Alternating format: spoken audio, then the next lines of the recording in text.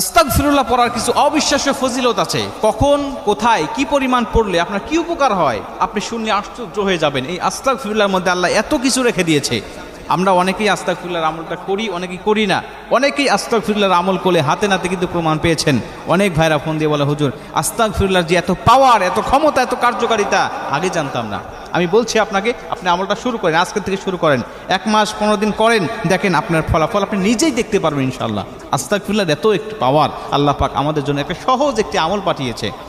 আল্লাহ রাসূল সাল্লাল্লাহু আলাইহি সাল্লাম বলেন যে 1 নম্বরে তোমার যে উপকারটা হবে, মাল্লাযী মাল ইস্তিগফার জাআলাল্লাহু লাহু মিন কুল্লি যিকিন মাখরাজা, যেই ব্যক্তি প্রথম নম্বরে আস্তাগফিরুল্লাহ পাঠ করতে পারে, নিয়মিত যে ব্যক্তি আস্তাগফিরুল্লাহ পাঠ করবে, আল্লাহ পাক ওকে জাআলাল্লাহু লাহু মিন কুল্লি যিকিন মাখরাজা, সমস্ত বিপদ আপদ বালা মুসিবত থেকে আল্লাহ পাক ওকে সর্বসময় সেফটি দান করে, সবসময় হেফাজতে রাখে। কোনো বালা মুসিবত তাকে গ্রাস করতে পারে না। আসমানি বালা, জমিনি বালা, রুহানি বালা, হাওয়াই বালা, জিসমানি বালা, সকল প্রকার বালা মুসিবত থেকে আল্লাহ তাকে হেফাজত করতে থাকে। আপনি দেখবেন যে অবিশ্বাস্যভাবে, গায়েবীভাবে আপনাকে এই বালা মুসিবত থেকে আপনাকে হেফাজত করে দিচ্ছে। আপনি সবসময় মাল্লাযী মাল ইস্তিগফার মানে হলো সবসময় আপনি ইস্তিগফারের সাথে লেগেই থাকবেন, ইস্তিগফার আপনার মুখ দিয়ে পড়তেই থাকবে। মুসলমান ভাইরা আমার শুধুমাত্র তাই নয়, আল্লাহর নবী বলে দিয়েছেন যেই ব্যক্তি নিয়মিত আস্তাগফিরুল্লাহ পাঠ করতে পারবে ওই ব্যক্তিকে আমার আল্লাহ পাক মুস্তাজাবুদ দাওয়া বানিয়ে দিবেন। মুস্তাজাবুদ দাওয়া মানে হলো ওই ব্যক্তি দোয়া করতে দেরি হবে, আল্লাহ পাক তার দোয়াটাকে কবুল করতে দেরি করবে না।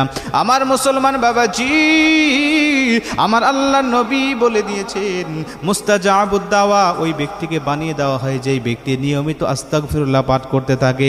মানে সর্বসময় তার জিহ্বাটা আস্তাগফিরুল্লাহ দিয়ে ভেজা থাকে, সময় পাইলেই সে আস্তাগফিরুল্লাহ পড়ে, খাবার সময়, টয়লেটে যাওয়ার সময়, নামাজের সময় বাদ দিয়া সর্বসময় সে সবসময় আস্তাগফিরুল্লাহ পড়তেই থাকে।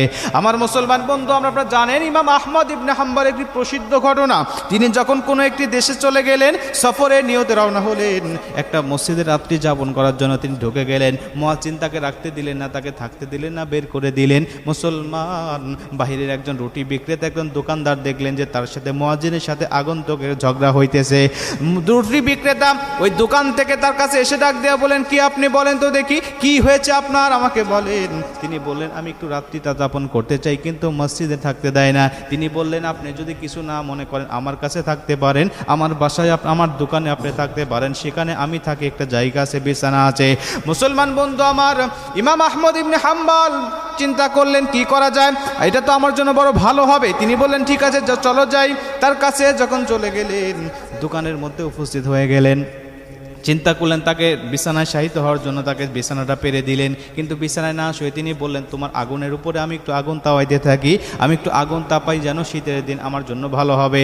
আগুন তাপাইতেছে আর লক্ষ্য করে তাকিয়ে দেখে ওই দোকানদার রুটি বানাচ্ছেন এবং আর মুখ থেকে কি যেন তেলাওয়াত করতেছেন, বারবার রুটি বানায় আর কি যেন পড়ে। ডাক দিয়া বললেন, বাবা তুমি কি পড়তেছো বলো তো দেখি, তুমি রুটি বানাইতেছো আর মুখটা বিড়বিড় বিড়বিড় আওয়াজ করে তুমি কি পড়তেছো?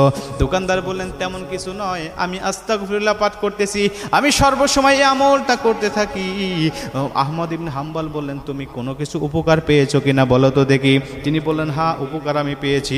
আমি ওই উপকারটা হলো আমি আল্লাহ পাকের কাছে যে দোয়া করি, আমার আল্লাহ পাক সেই দোয়াটাকে কবুল করে নেয়। আজও পর্যন্ত আমি আল্লাহর কাছে যত কিছু চেয়েছি আমার আল্লাহ পাক তত কিছুই আমাকে দান করে দিয়েছে। শুধুমাত্র একটি দোয়া আমার কবুল হয় নাই, তবে আশা আছে আমার আল্লাহ দোয়াটা কবুল করে নেবেন। তিনি বলছেন, কোন দোয়া কবুল হয় নাই বলো তো দেখি। তিনি বলছেন, আমাদের এই পাশে আমাদের বর্তমান ইমাম আহমদ ইবনে হাম্বল তিনি বসবাস করেন। আমার বড় ইচ্ছা এত বড় আল্লাহওয়ালা বুজুর্গ ব্যক্তির সাথে যদি সাক্ষাৎ হয় আমার জীবনটা ধন্য হয়ে যাবে, তার কাছ থেকে অনেক সবক নিতে পারবো, আমলগুলো আমি শিখতে পারবো।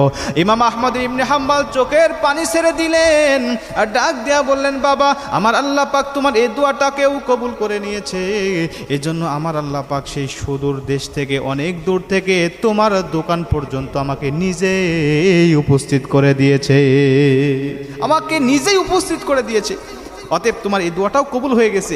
এ থেকে প্রমাণ হয় যারা মাল্লাযী মাল ইস্তিগফার, যারা ইস্তিগফারের সাথে সবসময় সম্পৃক্ত থাকে, সবসময় ইস্তিগফারের দ্বারা যার জিহ্বাটাকে ভিজা থাকে, আমার আল্লাহ পাক ওই ব্যক্তির দোয়াটাকে কবুল করে নেয়, ওকে মুস্তাজাবুদ দাওয়া বানিয়ে দেন। মানে দোয়া করলেই তার দোয়াটা কবুল হয়ে যায়। 3 নম্বরে আল্লাহ রাসূল সাল্লাল্লাহু আলাইহি সাল্লাম বলেন যে ব্যক্তি ইস্তেগফার বেশি বেশি পাঠ করবে ওই ব্যক্তিকে আল্লাহ রাব্বুল আলামিন সমস্ত টেনশন থেকে, সমস্ত চিন্তা টেনশন থেকে আল্লাহ পাক তাকে হেফাজত করেন।